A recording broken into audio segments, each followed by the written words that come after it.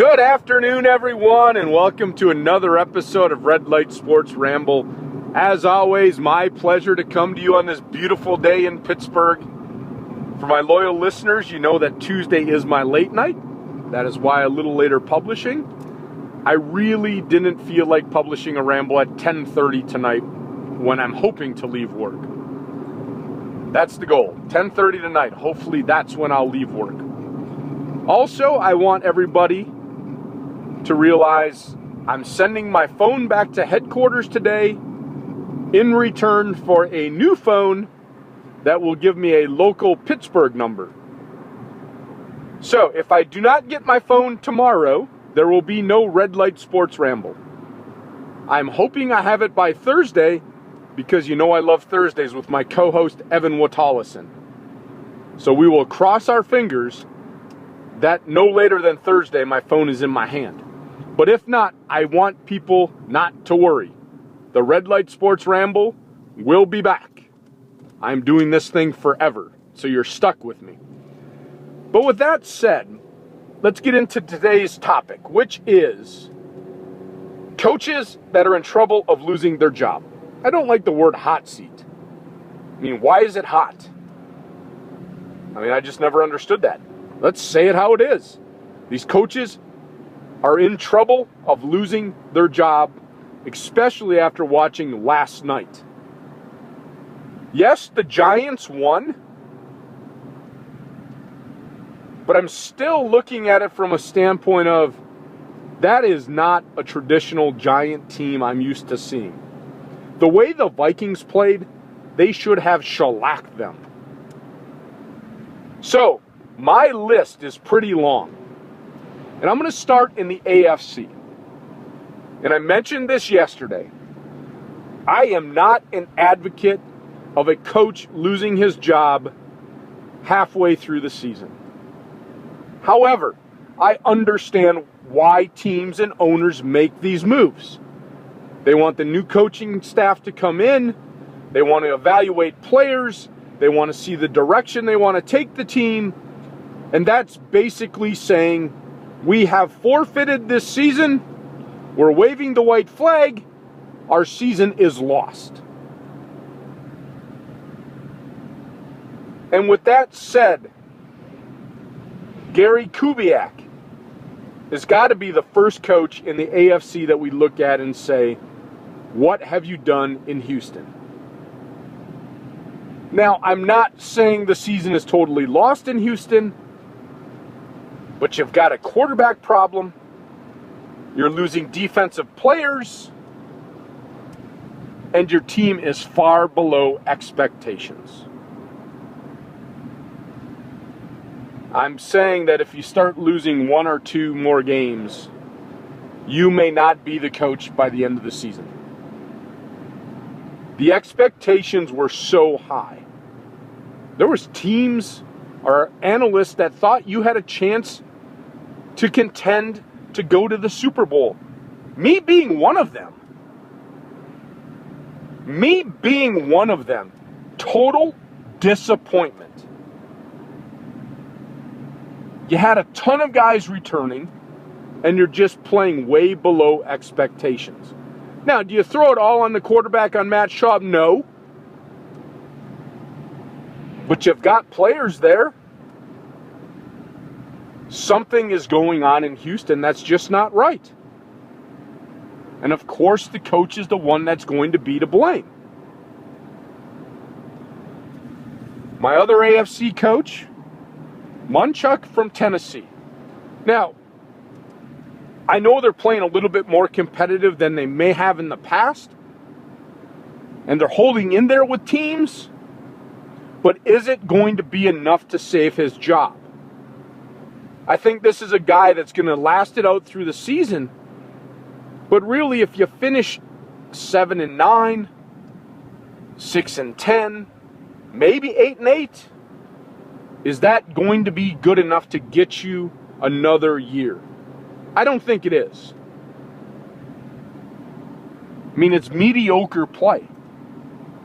You haven't elevated your game.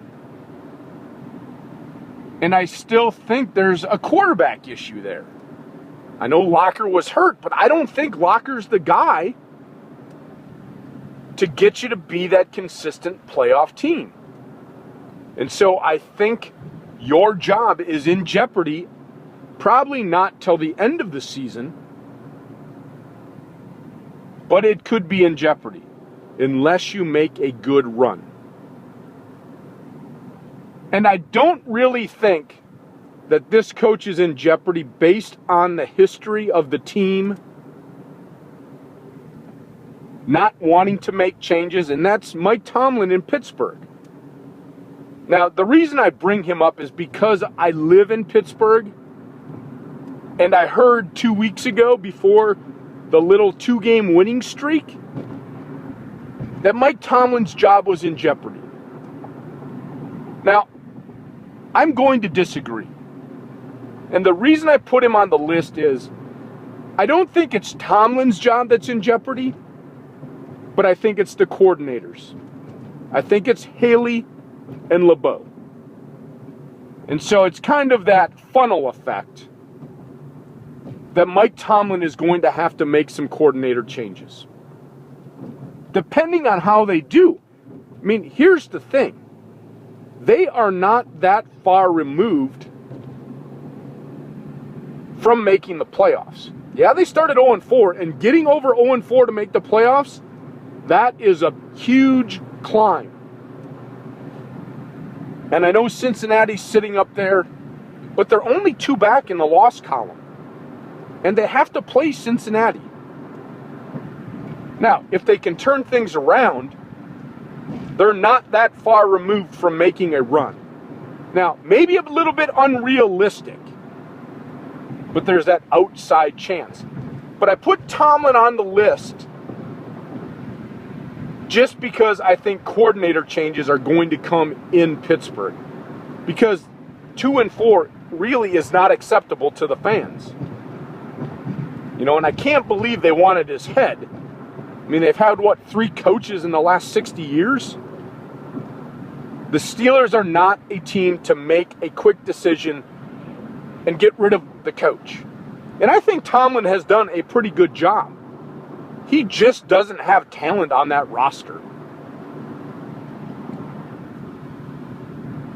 Now, moving to the NFC, and my list is long.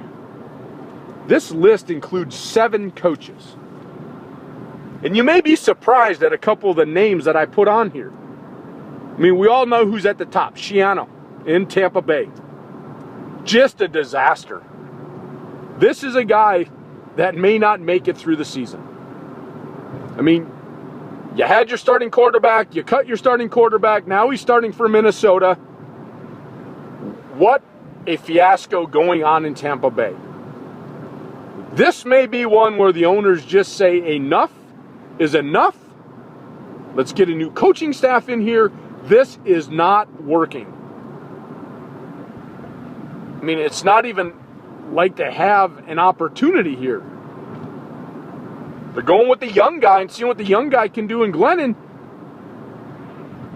But I don't see a brighter future going on right now. Not with this coaching staff. And that's pretty sad because I'm one that jumped on the bandwagon. I thought they would take huge leaps forward this year and contend for a wild card. And man, was I proven wrong. And that happens a lot. I'm wrong a lot. But holy cow. I mean, I'm not sure which is worse, Houston or Tampa Bay. It's just terrible. The other coach right there behind him is Frazier in Minnesota.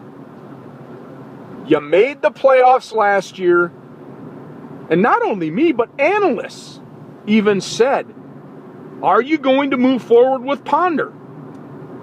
And it is very clear, he is not the quarterback to get you to where you want to go, and you experimented, and you dabbled, and then you go out last night, and you start a free agent who knows very little of the playbook, and you have him throw the ball 53 times? I think you've checked out. And again, me as an advocate saying I don't believe in coaches getting fired, I think, Leslie Frazier, your days are numbered in Minnesota because your road's not getting any easier playing in the NFC North. The way you played last night, you will be lucky to win another game. I saw nothing. Now, if you get back to pounding Peterson and having a quarterback to manage the game, maybe you'll win a few. And if you make it through the season, I don't see you coming back next year. There is some problems in Minnesota. Now, moving down the list to your counterpart last night, Tom Coughlin. Yay, you got a win last night, Tom. But honestly, as poorly as the Vikings played, I was not impressed with that performance on Monday night. You're going to need to continue to win. But at 1-6, and the Cowboys at 4-3, that's a lot of games to make up. You're not making a wild card. Can you win that division at 1-6? I highly doubt it. So we'll see what happens with Tom Coughlin. But I just watched the Giants play last night, and that was not a Giant team that I am accustomed to seeing. So I'm thinking your job may be in trouble come the end of the year. And now I'm going to put on another coach, and it's Rivera in Carolina. I know they're hanging in there. They're playing teams tough. But a stat that has stuck out in my head is when they lost to the Seahawks, and they put the stat up about the Panthers losing fourth quarter leads. As a former coach, I think that comes down to being prepared, knowing how to win, and that falls on the coach. They can't hold the lead. They're losing games at the end, and especially in the NFL. If you're going to do that in the NFL, your time is going to be limited. Now, you're kind of one of those coaches on the bubble. But I don't think anything less than the playoffs is going to keep your job. If you do not get that Panther team into the playoffs, I think they make a change. So you've got some season left to do it. And you've played pretty well. But now you got to learn how to hold a lead and finish games. And if you do that, we'll see you on the sideline next year. And as I look at my time, I've got a couple more. And I think Shanahan in Washington. I know he's playing with an injured quarterback. But this whole fiasco and the way that the season is rolling out, I can't imagine that fans are happy. I can't imagine Snyder's happy with the way things are going. So I'm thinking, depending on how this rolls out, if you don't make the playoffs, there could be a decision comes that they're going to make a change to a coach that's going to utilize RG3 the way that they want him utilized to win games. And again, I know he's hurt. And so that limits things. But they've been playing poorly on both sides of the ball. So I don't think it's just an RG3 problem. And then quickly, what about Smith in Atlanta? This was supposed to be Super Bowl year. And based on their playoff woes in the past, are they going to give him a free pass to next year? I don't know. It's going to be a tough decision. But it's something to think about. The way this season has been going, are they going to give him a free pass in Atlanta? I'm not so sure. Just throwing that out there. But with that said, folks, got to wrap it up. I will talk to you soon. See you at the next red light. Enjoy your day.